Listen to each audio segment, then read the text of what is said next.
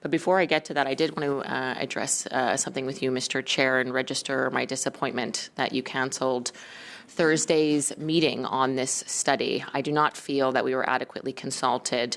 The standard practice from my last experience with this before I was away on mat leave was that there was much more consultation with vice chairs, and as first vice chair, I do very much we anticipated that we would be called, discussed of what could be done about Thursday in the event witnesses were not able to attend Thursday committee meeting. Now, that does happen.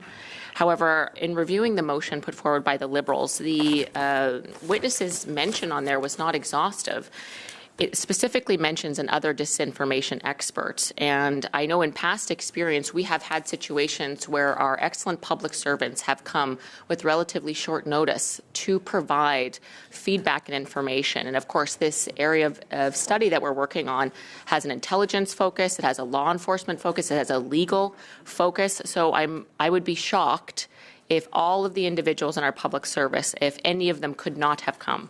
I do believe that if more effort was put in, we could have had a robust meeting with other witnesses, perhaps within the own government apparatus, which we should include in this study. So I wanted to register my disappointment in that regard, given that we do not feel adequate consultation was provided. I would ask that in the future you provide better consultation. And the second point I wanted to make about this was we have a number of other things as a committee that if we can't get witnesses on this important study, we could have, for example, reviewed the Paul Bernardo report that has been gathering dust. The analysts worked very hard on that report. That was an area of intense public interest when this committee was reviewing it, given that the individual we were talking about was the worst mass killer and rapist in Canadian history, being moved from maximum security prison to medium security prison and all the privileges that entails.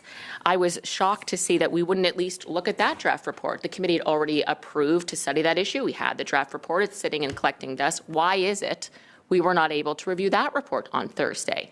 There are a number of studies that we have agreed to as a committee, a number of things we could have talked about. I think it would be shocking to the public to think that a meeting of the Public Safety and National Security Committee should be cancelled because we have nothing to look into.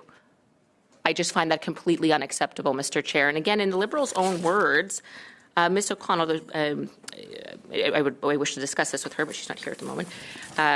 She did mention that, and I quote her, "We as a committee should be held accountable if we don't take this as a very serious priority. We owe it to Ukrainians to not wait another minute." And yet, where was the discussion, where was the leadership from Liberal members to ensure we had a committee meeting on this on Thursday? There was no one that could, but I find it very hard to believe that, Mr. Chair.